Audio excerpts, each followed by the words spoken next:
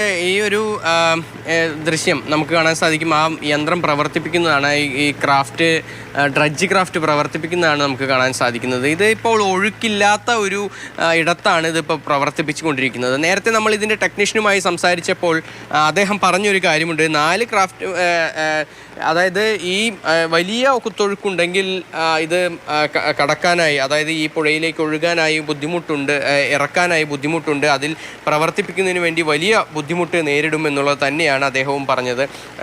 ഈ ഏകദേശം ഒഴുക്കിൻ്റെ ഒരു ഗതി പറയുകയാണെങ്കിൽ ഈ ഗംഗാവലിയിലെ കുത്തൊഴുക്ക് വലിയ കുത്തൊഴുക്ക് തന്നെയാണ്. അവിടെ ഉള്ള കുത്തൊഴുക്കിനെ അതിജീവിക്കാനായി ഇതിന് കഴിയില്ല എന്നുള്ളതിൻ്റെ ഒരു സാധ്യത തന്നെയാണ് ഉദ്യോഗസ്ഥരും എല്ലാവരും തന്നെ പറയുന്നത്. എന്തായാലും നമുക്ക് ഈ ദൃശ്യങ്ങൾ കാണാൻ സാധിക്കും. ഇത് ഒരു ഒഴുക്കുമില്ലാത്ത ഒരു പാടശേഖരത്താണ് ഇപ്പോൾ ഇത് പ്രവർത്തിച്ചു കൊണ്ടിരിക്കുന്നത്. ഇങ്ങനെ പ്രവർത്തിക്കുന്ന ഒരു സ്ഥലത്തേക്ക് എങ്ങനെ ഈ പ്രവർത്തിക്കുന്ന ഇത്തരം സ്ഥലങ്ങളിൽ പ്രവർത്തിക്കുന്ന ഈ യന്ത്രം അതെങ്ങനെ ഇത്രയും കുത്തൊഴുക്കുള്ള ഗംഗാവലിയിൽ എത്തിക്കും എന്നുള്ളതാണ്. അവിടെ ഇത് പ്രവർത്തിക്കുമോ എന്നുള്ളതാണ്.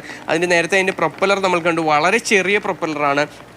അത് വലിയ ഒഴുക്കൊക്കെ ഉണ്ടായിക്കഴിഞ്ഞാൽ അതിനെ അതിജീവിക്കാൻ കഴിയുമോ എന്നുള്ളൊരു സംശയം പോലും ഉണ്ട്. കൂടാതെ ഈ കൈകൾ, ആ യന്ത്രഭാഗത്തിൻ്റെ കൈകൾ നമുക്ക് കാണാൻ സാധിക്കും. അത് ഏകദേശം ഒരു 20 മീറ്ററൊക്കെ ആഴമുള്ള ഒരു പുഴയിൽ ആ യന്ത്രത്തിൻ്റെ കൈ താഴേക്ക് എത്തില്ല, അല്ലെങ്കിൽ അത്തരത്തിൽ അവിടെ ഡ്രഡ്ജിങ് നടത്തുന്നതിനും മറ്റുമായുള്ള ഒരു സംവിധാനം ഉണ്ടാകുമോ എന്നുള്ളതാണ് മറ്റൊരു പ്രധാനപ്പെട്ട കാര്യം. കൂടാതെ ഗംഗാവലിയിലെ ഒഴുക്ക് അതിന് പുറമേ തന്നെ അതുപോലെ തന്നെ നോക്കേണ്ട ഒരു കാര്യമാണ് ആഴം. ആ ആഴം, വലിയ ആഴമുള്ള സ്ഥലത്ത് ഇത് എങ്ങനെ പ്രവർത്തിക്കാൻ സാധിക്കുമെന്നുള്ള കാര്യത്തിലും സംശയമുണ്ട്. എന്തായാലും നിലവിലത്തെ സാഹചര്യത്തിൽ അക്കാര്യങ്ങളെല്ലാം തന്നെ നേരിട്ട് കണ്ടറിഞ്ഞ്, അവിടുത്തെ സാഹചര്യങ്ങൾ കൂടി നേരിട്ട് കണ്ടറിഞ്ഞ് ഇത് പ്രാവർത്തികമാണെങ്കിൽ മാത്രം ഇവിടെ നിന്ന് കൊണ്ടുപോകാനാണ് ഉദ്യോഗസ്ഥർ അടങ്ങുന്ന സംഘം ഇപ്പോൾ അങ്ങോട്ടേക്ക് പോയിട്ടുള്ളത്. എന്തായാലും നമുക്ക് കാത്തിരിക്കാം എത്രത്തോളം ഒരു കാര്യക്ഷമമാകും, അല്ലെങ്കിൽ ആ പോയ സംഘത്തിന് ഗംഗാവലിയിൽ ഇറക്കാനുള്ള ധൈര്യം ഉണ്ടാകുമോ എന്നുള്ള കാര്യം എല്ലാം തന്നെ നമുക്ക് കാത്തിരുന്ന് കാണേണ്ട ഒരു കാര്യം തന്നെയാണ്. എന്തായാലും ഈ ദൃശ്യങ്ങൾ കാണാൻ സാധിക്കും. ആ യന്ത്രം ഒരു പ്രവർത്തിപ്പിച്ച് നോക്കുന്നതാണ് ഇപ്പോൾ.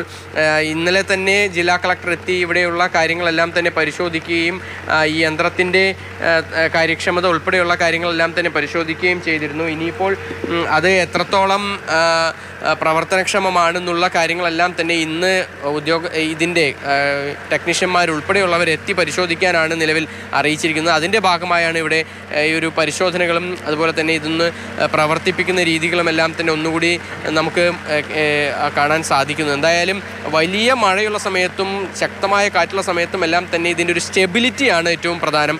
എത്രയും വലിയ കുത്തൊഴുക്കുള്ള സ്ഥലത്ത് സ്റ്റെബിലിറ്റി എത്രത്തോളം ലഭിക്കുമെന്നുള്ള കാര്യത്തിൽ ഒരു ആശങ്കയുണ്ട്.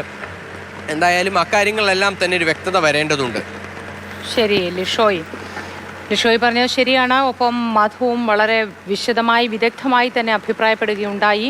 കുത്തൊഴുക്കിലൊന്നും പ്രവർത്തിപ്പിക്കാൻ കഴിയുന്ന യന്ത്രമല്ല ഈ ജലോപരിതലത്തിൽ നീങ്ങാൻ കഴിയുന്ന ഡ്രഡ്ജിങ് യന്ത്രം എന്നാണ് പറയുന്നത്. തികച്ചും കാർഷിക ആവശ്യങ്ങൾക്ക് വേണ്ടി മാത്രം ഉപയോഗിക്കുന്ന ഈ യന്ത്രം എത്രത്തോളം ഗംഗാവലി പുഴയിലെ കുത്തൊഴുക്കിൽ നമുക്ക് പ്രവർത്തിക്കാനാകും എന്ന കാര്യത്തിൽ സംശയമുണ്ട്.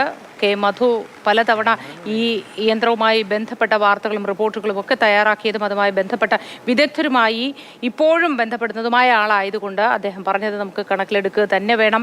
ഈ കുത്തൊഴുക്കിൽ ഈ യന്ത്രം ഒലിച്ചു പോകാൻ തന്നെയാണ് സാധ്യത എന്ന് നിസ്സംശയം കെ മധു പറയുന്നു. അങ്ങനെയുള്ള ഒരു അനിശ്ചിതാവസ്ഥ നിലനിൽക്കുന്ന സന്ദർഭത്തിൽ ഇനി എന്ത് എന്നതിലേക്ക് കൂടുതൽ വ്യക്തതയിലേക്ക് വരേണ്ടതുണ്ട്.